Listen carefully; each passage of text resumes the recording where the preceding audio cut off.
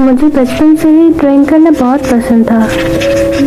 उस दिन मैं अकेले कमरे में बैठ के ड्राइंग कर रही थी। बाहर बहुत तेज बारिश हो रही थी और मेरे कमरे में सिर्फ मेरी पेंसिल की आवाज़ गूंज रही थी।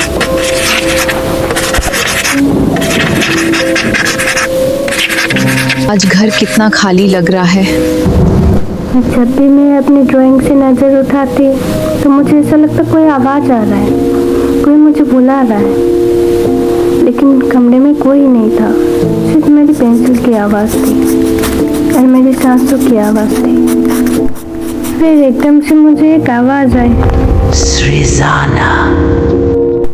वो आवाज़ इतनी डरावनी थी कि मैं जम गई और वो आवाज़ मेरी मम्मी की भी नहीं थी। मैंने डरते हुए मम्मी को आवाज़ लगाया। मामा? मम्मी शायद किचन में काम कर रही थी, इसलिए उन्होंने मुझे सुना नहीं। मैंने उठ के इधर उधर भी देखा, लेकिन वहाँ कोई नहीं था। मुझे लगा मेरा बहन होगा, इसलिए मैं वापस अपनी ड्राइंग करने के लिए बैठ गई। मैं फिर से चुपचाप से अपने कमरे में बैठ के ड्राइंग करने लग गई। फिर एकदम से ऐसा लगा कि आईना में कुछ हिल रहा है। मैंने उठ के आईना देखा तो मैं हैरान हो गई। मैं मुस्कुरा रही थी आईना में, लेकिन मैं सच में नहीं मुस्कुरा रही थी। आज पता नहीं क्यों मेरे साथ अजीब अजीब चीज़ें हो रही थी, लेकिन वो मैं नहीं थी, वो कोई और थी। मैं वो देख के एकदम शॉक थी। मैंने सोचा, ये क्या हो रहा है? ये तो मैं नहीं हूँ। फिर आईना की जो उस पार खड़ी थी उसने बोला। मैं सुन के हैरान हो गई। अब मेरी बारी है। मैं उसकी आवाज़ सुन के इतना डर गई थी, मैं चिल्लाना चाहती थी, मम्मी को बुलाना चाहती थी, लेकिन मेरे मुंह से एक शब्द नहीं निकल रहा था। मैं इतना डर गई थी, मैं बस वहाँ जम गई थी। फिर उसने वापस कुछ बोला। अब तुम यहीं रहोगी मेरे साथ। मिरर के जो उस पार खड़ी थी उसकी आंखें बिल्कुल काली थी, लेकिन वो दिखने में एकदम मेरी जैसी दिख रही थी।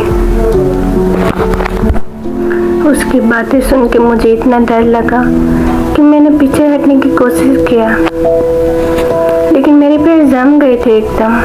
फिर भी मैंने अपनी पूरी ताकत लगा के पीछे हटने की कोशिश किया और तभी अंधेरा हो गया।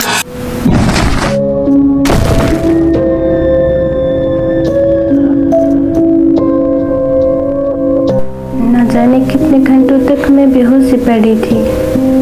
फिर एक आवाज़ से मेरी आँख खुल गई।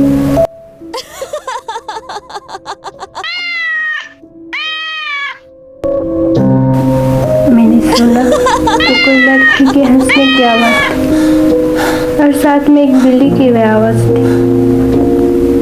मैंने उठ के देखा तो कमरा एकदम खाली था, वहाँ पे सिर्फ एक मिरर था। मैंने पास में जाके देखा तो मिरर के उस पार वो मेरी बिल्ली के साथ खेल रही थी और मेरी बिल्ली को भी पता नहीं था वो मैं नहीं हूँ। मैं मिरर में कैद हो चुकी थी।